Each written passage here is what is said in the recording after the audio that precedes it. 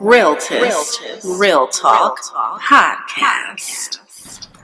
Hello, fellow Realtists, and thank you for joining us for the Realtist Real Talk Podcast. I am Amber Lewis. And I'm Rob Pasker. And we have an amazing panel here with us today. We have Dr. Vanessa Montanez from City National Bank, Janaye Ingram of Airbnb, Donna Green, Wells Fargo, and our very own C. Renee Wilson, Executive Director of NAREB. Thank you, ladies. So how's it going, midwinter? Tell us how's it going. Extraordinary. It's been the best conference that I've attended this year. So I'm excited to be here. Absolutely. So what has been your favorite parts thus far? Oh my God, there's been so many. I'm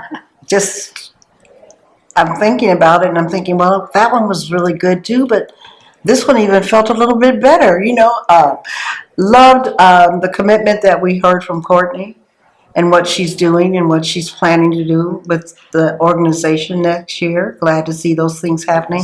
And just proud of NAREB. Mm-hmm. We've come a long way, baby. And it shows. I love it. I love it. I would say the wire session, which we just all spoke on, and really important information that was shared there. And just the way that the information is shared, having the two authors of the report talk about and help people understand what it means in real layman's terms, I think is incredibly important. And just valuable information that everyone can take and activate on. I'm stealing her term. We're going to activate, not just motivate, but activate. And I agree. I think it's one thing to get information, and a lot of times there are conferences where it's information overload and you're getting a lot of information, but making sure that people actually take action on the information that they're receiving is really important. And so I'm happy to be here with this podcast because it gives people another way to say, okay, reminder, I got to go and activate. That's right. Absolutely. For me, the thing I'm excited about is these ladies help to make our platform, our activity, the wire session. It's good to have the writers because they lay the foundation. Yes. But we've been structuring the wire where we have our partners participate because they bring those tools and resources that you can activate with. Yes. Oh God, I think I've started something. You have. What's funny is on the first day of the opening, the membership committee came up with Membership Activate. We had a whole pep rally. So your Activate actually connects with how we open the conference with the membership. So they have music, they have the fist bump, they've got marketing, and we've been pushing out stuff all across the country and getting everyone in the local markets and doing membership campaigns about Membership Activate. So your comment today without knowing about the activation, it was really, that to me was almost like a confirmation for sure that it is time for us. We've been laying the foundation and talking about what we do. This wire session has been going on for a couple years. And so what you've now brought down to the platform is you've got too much information that you need to be activated. So we're at the conference today on an activation mode. So you just got to connect with us. It's time to activate. I love it. That's amazing. I love it because it's serendipity. Right? Activate to motivate. But I love it because, I'm sorry, but we just did the wire session, women in real estate. And then Courtney, wire is fire. And it is. So I myself have done studies on women's purchasing powers and the infographics. And yes, we hold the wealth. 60% of the women hold the wealth in the United States. Not only that, but we're making the purchasing decisions of large items like homeownership. And so what better way than to activate and show that with the Wire report and showing that Black women are outpacing every ethnicity on buying homes because they're the head of the household, they're making that decision, and they're making more money, and they're highest educated among other groups as well, demographics. And I'm very proud of that because being a female and Latina, I'm the first generation to have a doctorate degree in my family. So I'm setting that for other minorities to say, you can do this too. I did it, you could definitely do it. So it's just so empowering to be here. I love the content. I feel like family all the time that I'm at NAREB. Because family. We are. Yes. It is. And when you come to these classes, you get more inspired to more greatness and to help others be a homeowner. So it's so inspiring, and thank you, Renee, always for your partnership Yes. and your friendship and collaboration. NAREB is amazing, so thank you. Awesome. Yes. Awesome. Second that emotion. Oh, now we're gonna go into the emotions.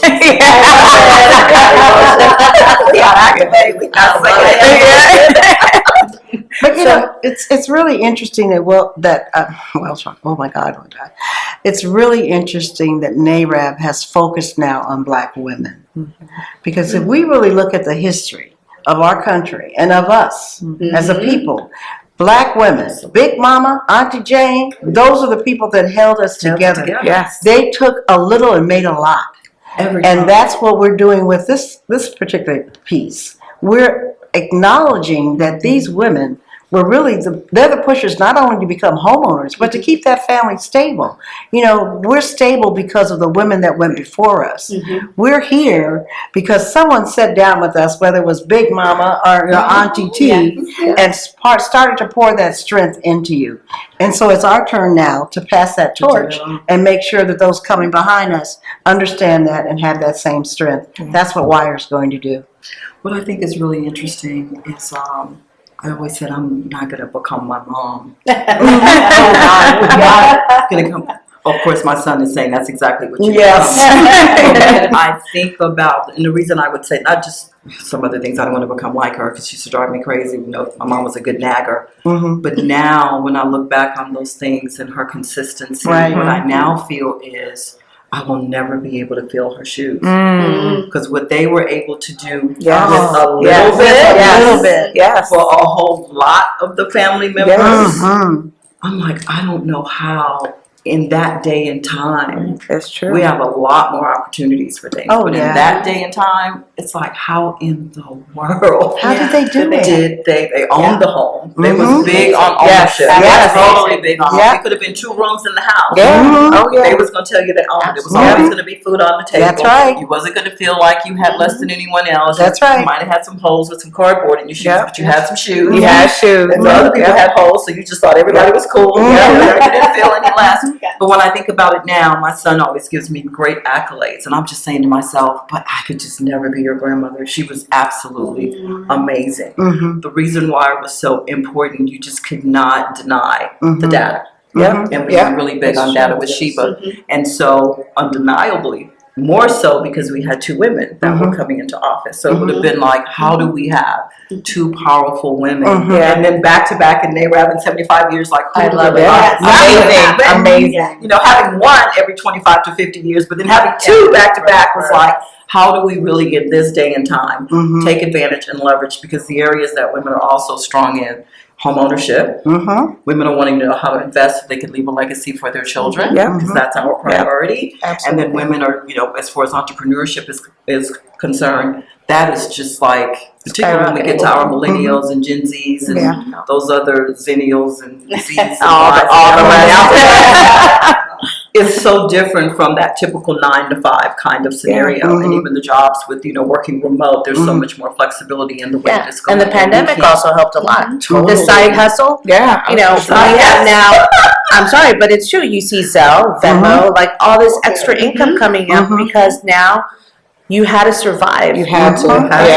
And so having somebody like Ms. Airbnb here, that is a wonderful side hustle that you're like, wait, what? I can make extra money renting my house or bedroom? Excuse me. That's incredible. That's a wonderful disruptor, especially to communities of color, to know there's extra revenue there that we left at the table. And now, oh my God, we have some money. Monetizing your biggest, the thing that you spend the most money on, housing. Monetizing that and being able to say, I'm going to spend a lot of money on this, but how can I take this thing and have it make me money while I'm paying for it? And helping to offset. I mean, you know, the pandemic obviously was a big part of driving so many people to becoming Airbnb hosts.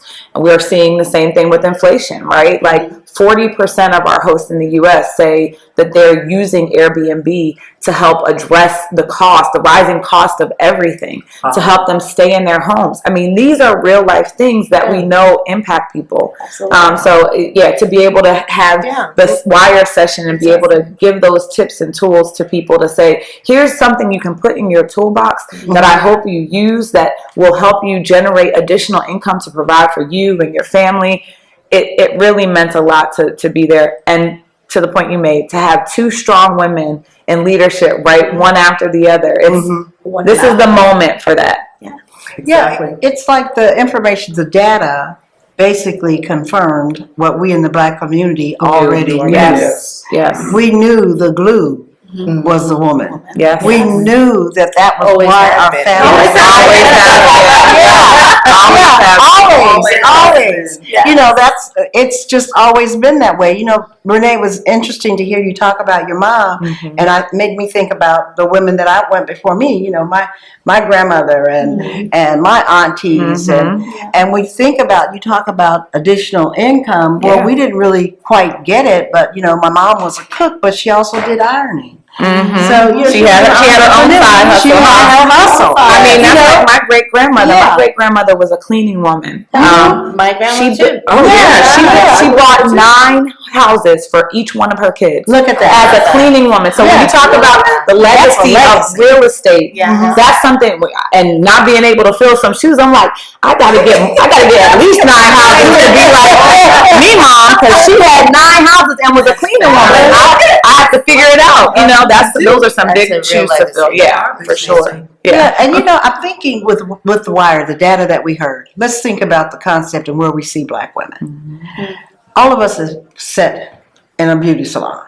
Yes. We solve a whole lot of problems in the beauty salon, right? Yes. Still do. Right. And not only that, you know, also, you know, picnics and things that we do to entertain and to bring families together. Well, you know, we've got this knowledge. Yeah. We got to share it. Yes.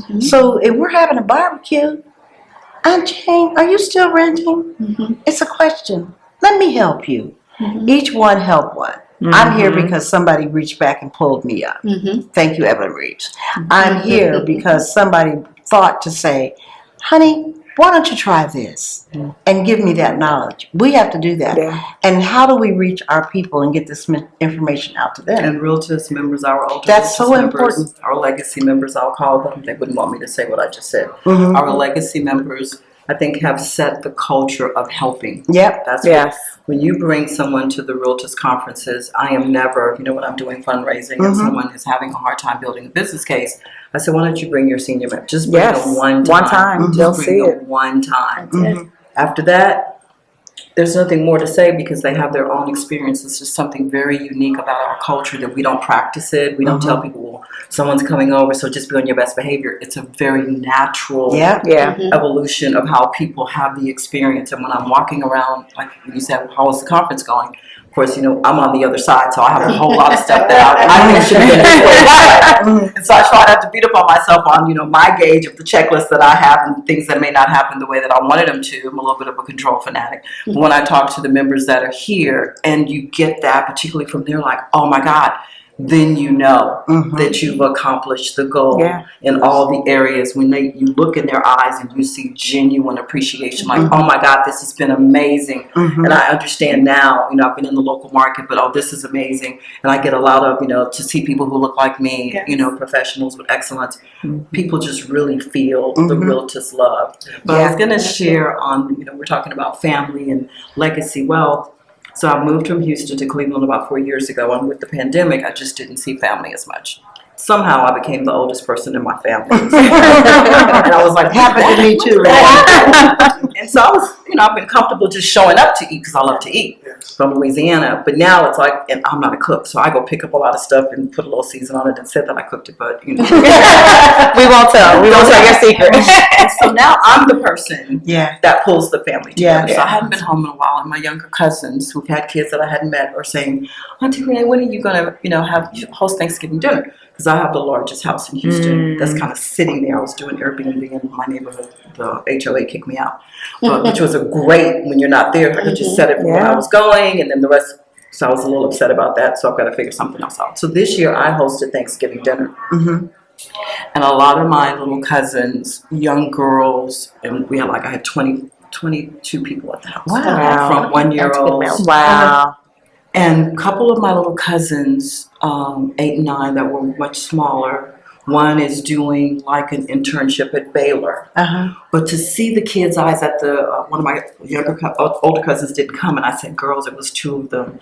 I said, do you guys want to take the downstairs bedroom all to yourself because they wouldn't have to share? And they was just like, oh my God. Mm-hmm. But their conversation with me, Cousin Renee, can I, since you're not living here, are there any weekends that we could like come over with the big cousin and hang out? Mm-hmm. Just being in the house for them. But that gave me an opportunity to say, you need to stay in school. Mm-hmm. That doctor internship that you're getting, you need to make sure you stick with it. Because then you can have a house like this or something even more. And you can have something in more than one place. Mm-hmm. And it was interesting. I got quite a bit of conversation in just their eyes and just taking in the information. And so a lot of times we just have to figure out how to Introduce. in order to have those conversations because they really are interested. So a couple of cousins have called me since I left. Mm-hmm. Cousin Renee, we won't have no company coming over. We just gonna hang out for the weekend. I'm like, don't think so. Don't think so. You'll be house party 5. I'm like, But I think Donna has a great point. Like, host a lunch and learn for your intimate family and friends. Yes. And then make it educational, make it fun. Yeah. But now you're doing something within your own tribe, right? And that's so important. And then that's like a Wire 3.0. Yeah. Not only here is a synopsis, but then these are tools that you could do within your family, within your community, within the state, and just broader solutions. So I think it's fabulous. Yeah, and in the Black community, one thing that we do, when someone does something for us, we don't ever forget when it changed our life. I recently had a guy reach out to me, and I actually got him into a fourplex 35 years ago in Los Angeles. oh, Right? Wow. This is what's so amazing about it. His daughter just graduated and now wants to become a homeowner, and he says, you've got to talk to Miss Donna. So and she's buying in Texas. Oh, wow. Yeah, so it's like this generational thing. There is a faithfulness for Black people that they will extend to you when you help to change their lives. yeah. There's a loyalty there. One of the things about NAREB, when we come to these conventions and we come and we interact with each other, is like coming back to family. It is. And hearing some of the stories on the situations of how they overcame some of the really difficult times. And myself, I'm older, but working in corporate America and having to break glass ceilings that I didn't even realize were glass ceilings, I needed the support of an Evelyn Reed. I needed someone to really validate me, to keep me going and keep me pushing. So I'm here because of that kind of leadership. I'm here because that kind of mentoring, the people that reached out and helped me. So we got to do it for the next generation. questions, but I don't think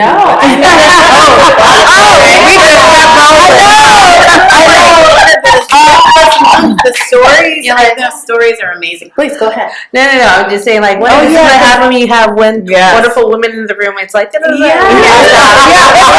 a beauty shop. It is like a beauty shop. You go to the beauty shop, it's not a hell. Let me tell you, Which is why it takes all day. It's really like a little mini party. And I'm sure the men have the same thing with the barber. And the barbershop, Yeah, I grew up with 5 brothers, and my dad had 4. Yeah. Fashion, music. Yes. And Miss Donna, what about so and so? Well, I read something in the news that said such and such. Baby, don't believe that. Let me talk to you. Right. A realtist, a real talk. Right. I love it. Real talk, right? the things that we've experienced. Yes. The thing, one thing that I want to make sure that we get in and talk about is the why for our partners with Wire. It is so great to be able to know the recommendations that come out of the report of areas that we need to focus on. And one of the things we learned from the last report was that women head of household were being directed into, or steered, I'll just say steered, into higher price loans. So we wanted to dig a little bit deeper to figure out why. But we also know that we need to heighten the awareness so that they would know that there are sustainable products. You may have to do a little bit more work, but you can have a sustainable environment for your child, because losing it is not a very good feeling.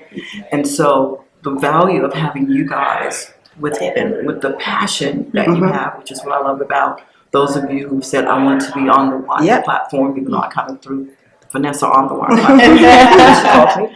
But I know her passion in her new role, the things that she shared with me that you want to do would fit very well with the work that we're trying to do for the women.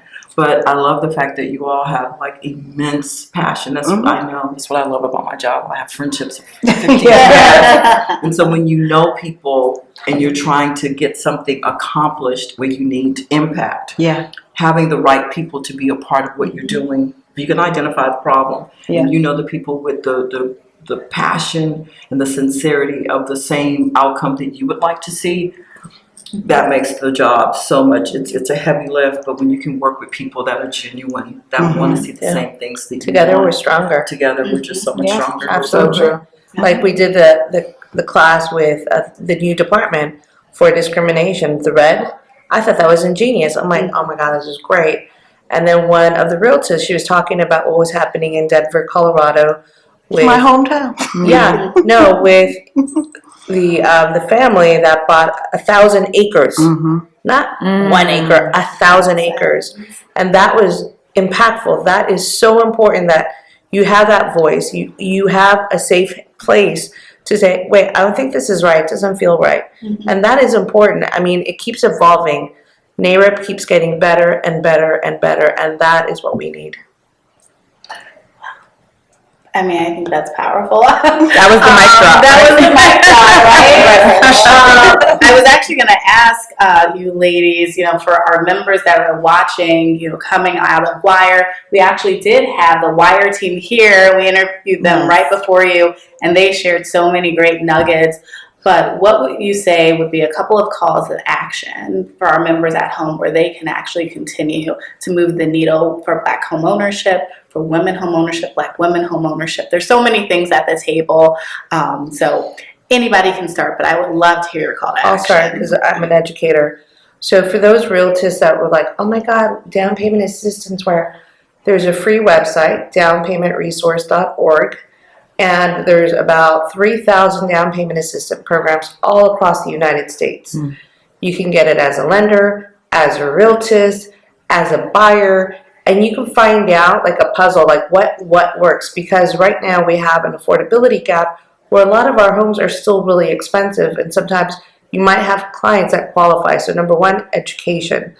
And then look at other resources that are free out there on the internet. I'm a big proponent of our GSEs, our government-sponsored entities like Freddie Mac and Fannie Mae. They have free resources out there that you can get data, collateral, marketing information. You can also be certified to do first-time home buying events. Go out in the community, and now you have a Credit Smart, and now I'm a Credit Smart counselor, and I can provide free classes as a realtist to the community. So you have that power to make it happen, and it's all on the internet. They're free tools, but utilize them. Go out there. And then more importantly, bring in another member. Get more realtists on board so we can keep moving and growing our membership. So my ask is, one, to get educated, and two, bring one other person to become a member this year. If not, one a month. But that's what I would say. My advice to everyone. And my advice, I'm going to go a little bit basic. Okay. Because I think it has to start, those people that are listening to this are listening to this because they know something about what this is, but not everything. So I would just take the ask, look around your scope of control when you go to your auntie's house. Does she own her house? Or maybe your grandmother's house, or someone that you know that is a homeowner, and ask them, how'd you do this? Start the motivation and start small. You don't have to be a real estate agent. You don't have to be a lender, but you got to start with the desire. The desire has to be planted. So don't just push it away. Find someone out in your scope and how you're in a home. I want to do that. How did that happen? Have you ever heard of this organization? I listened to a podcast on something called NAREB. What is that? So start slow. Just get information. Start to talk to people that have gone through this process or somebody that you know to know that you can do it. I think Black people need to be reassured that we can do it. Mm-hmm. Stop believing the can't and start believing the can. Mm-hmm. You can do it. And start with just having a conversation. That's going to take you from motivation to activation. I love that. Bam! I love that. Yeah, I think we all love it because it's so true. At least on the Airbnb side, I think we are a tool in the toolbox. Mm-hmm. And so once you become a homeowner, we are a way for you to lower your costs through, providing supplemental income that you have through renting out a room or renting out your whole apartment. If you're traveling, you want to take a vacation, or we talked about remote work, remote work becoming more a thing. You might want to go and stay somewhere else for a month. During that month, don't just let your apartment sit. Mm-hmm. Let that apartment make you some money and pay for you wherever you're going for that month. Mm-hmm. And so I really want people to know that, to think about that, to sign up and become a host. We have made that sign-up process easier than ever. We have also put a lot of effort into pairing some of our super hosts, like Dr. Vanessa here, with people who want to become hosts, so that if you're someone who's new and we just talked about, getting started and getting the information and taking it slow. Some people are afraid to jump into that home sharing lane because there's a lot of questions and they don't fully understand everything. Well, we help you get paired with someone like Dr. Vanessa, who's a super host, who knows how to get it done, who knows how to be incredibly successful. So we marry those two together so that you have not only the information about how much you can make, potentially, but also what you can do to be the most successful host that you can. And then the last thing I'll say is I shared on the panel, one of the things that we created in November of 2022 was a partnership with real estate management companies, so apartment companies that manage apartment buildings. So maybe you're deciding to move and you're looking for a new lease. Maybe you want to try one of those Airbnb friendly apartments, because that can get your toe in the water for doing Airbnb. It can also help you when you are ready to purchase a home, because you have additional income that you're looking at, so you can buy a home that fits that additional income. So that's the other thing that I want to tell people, and I hope that people look to Airbnb.com for more information. Adam D. So for us, my task with the lady leadership, Madam Lydia Pope and Dr. Courtney Johnson-Rose, is to continue to build the program, to make sure that we're keeping the data fresh, to make sure that we're keeping partners like these ladies that are bringing resources. To monthly now, we have like a Wire Facebook page that we are sharing information, resources, and then we are highlighting every other month a woman who has accomplished something really amazing with her portfolio, and then she shares her story on how she started with absolutely nothing and now she's kind of built her empire. So every other month we're identifying a woman who is willing to basic steps where people don't feel like what they've accomplished is, I could never do that. And they talk about the process, because it is a process, and the process is not always overnight. It's not always overnight. But you can plan, you can prepare for it, and then having a support system to help you along the way. A lot of times is really important. And so for NAREB, our responsibility is the report with the data, identifying partnerships and relationships at our conferences like we do here. And then each month you can go to NAREB.com and there's a calendar, a 2023 calendar, that really lists all of our initiatives, but right now I just want you to look for the wire. Just look for the wire. Okay. Because every month you will find something that we're doing that will be a resource or an inspiration, is what we're focused on doing. So I would just direct people to be sure that you stay on top of that calendar. Good stuff. We have a lot of good stuff going on here at NAREB. It's so much, and everyone that we've interviewed, the different pillars, the past leaders. There's so much to digest. We have a lot going on. We have a lot going on. I did a partner meeting where all of the vice presidents and Bishop came in and talked about the 20 million events that he's doing under faith-based and community engagement. And most of the partners that I did talk to on my way out, they were like, oh my God, you guys are doing a lot of stuff. Which when I'm kind of in the trenches and I have the individual leaders, the vice presidents over the pillars. But when I did finish the calendar, which is 20-some pages, I was like, oh my God. And then I decided we should do them all Facebook Live because I wanted to be able to have members push them out. That's good. Share with consumers. We're really trying to get the word out and touch more people. We needed a way to give them access as opposed to it just being internal for the members. Because our members, I already know if they're going on the way to the title company in a closing, they're not going to be on my virtual session. That's just not happening. So how could I have a way that when they get time, they would be able to come back? So we want to get to a point where we have like the NAREB television. So if you're following the wire, every Wednesday at 6 o'clock, and if you don't make it, then you can go to Facebook Live and pull it. But when the team looked at the calendar, it's like they're Facebook Live every other day. They're like, what's going on? But yes, we're trying to make sure that everything is Facebook Live so that it is available to you to be able to scan the index and see what really fits your needs. And those resources are there. And we'll feature all partners as well with the resources that they have. And hopefully NAREB will just continue to empower and inspire. And of course, if you are not a Realtist member, you have absolutely got to get on board. Amen. Absolutely. Well, thank you, ladies. Thank you. Thank you for. Absolutely. I so appreciate you guys. We appreciate you. I like I said, I second the emotion. You have been an amazing partner, and so much of what we have been able to accomplish has been a testament to your work and your effort. And it's part of the reason that we have increased our support over the years because of your leadership. So thank you. Thank you. Thank you. Thank you so much. Thank you. Appreciate it. Thank you.